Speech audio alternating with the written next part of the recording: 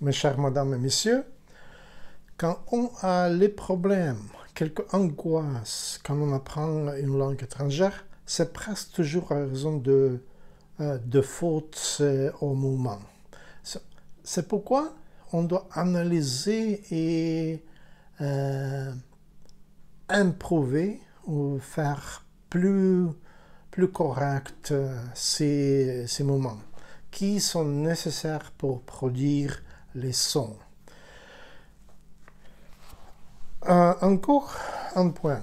Dans ce livre, oui, dans la pièce de Molière, Le bourgeois gentilhomme, M. Jourdain apprend sa servante comment dire quelques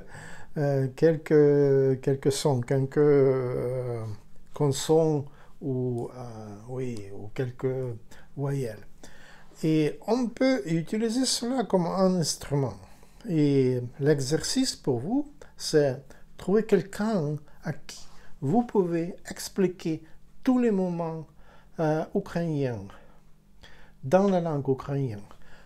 On prend le mari ou la femme, on peut trouver quelques poupées, on peut trouver une madame vieille dans le café, pas de différence, n'importe quoi. C'est très important de traîner, expliquer, parce que quand on explique, on apprend aussi, et on apprend mieux. Ok, je m'appelle Yuri Bessarab, et toujours on va commencer avec ces quatre consonnes. On commence avec K. Mais avant de commencer, on doit changer le point de concentration de 7 en français, ou de 7 en français, au ukrainien. C'est sur les dents du bas. Ok? Et on fait cela avec cette phrase Sadok Vishnevy Kolo Khate. Et puis, je prends ma chaussette rouge. Imaginez, s'il vous plaît, que c'est une langue. Et on fait cela. Pour faire que, c'est comme, par exemple, comme que, capitaine, capitaine. Nous avons en français ce son aussi, mais pour faire cette consonne, on doit faire cela. On approche la dernière partie de langue et on approche cette place ici. Ok?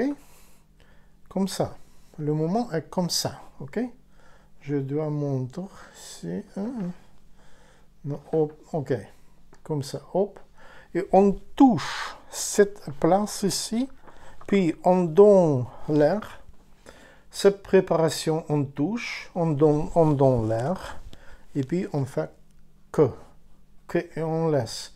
On fait l'air passer dans la cavité de la bouche. Que. C'est très simple. Et puis on donne un peu de voix. Et on va avoir G. Pour G, c'est comme G. Figaro. G. Gautier.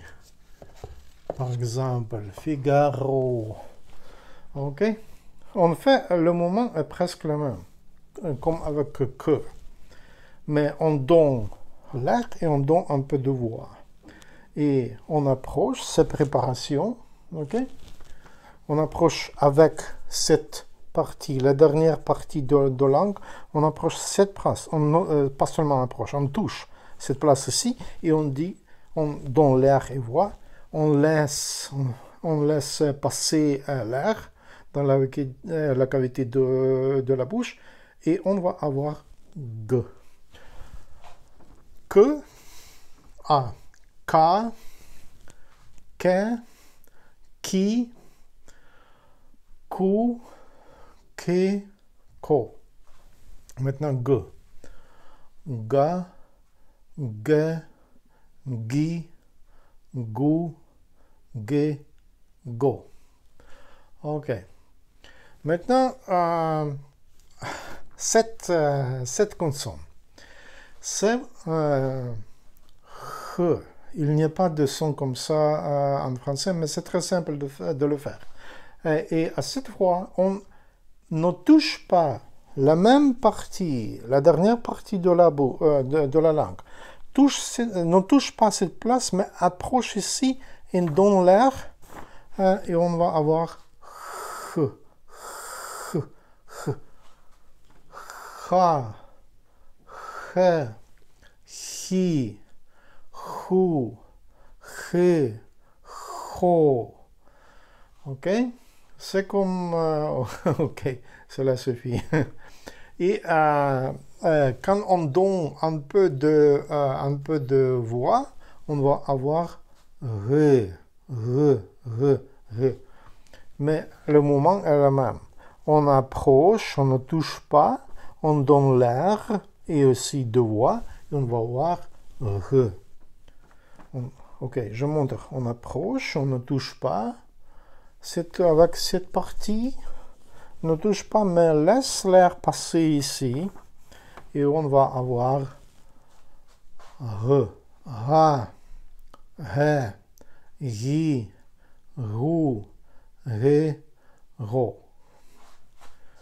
Maintenant, ça y est. Maintenant, on a travaillé sur tous les sons, tous les consonnes, sur tous les voyelles en ukrainien. Bonne chance. C'est très intéressant d'apprendre la langue. La langue ukrainienne est très compliquée et c'est pourquoi c'est très intéressant de l'apprendre. Et la langue ukrainienne est différente comme l'autre langue. Et vous voyez que la grammaire d'ukrainien laisse changer la structure d'une phrase complètement. Et c'est pourquoi il y a beaucoup de liberté dans la langue ukrainienne. Ok, encore. Bonne chance. C'était plaisir d'expliquer toutes ces choses pour vous.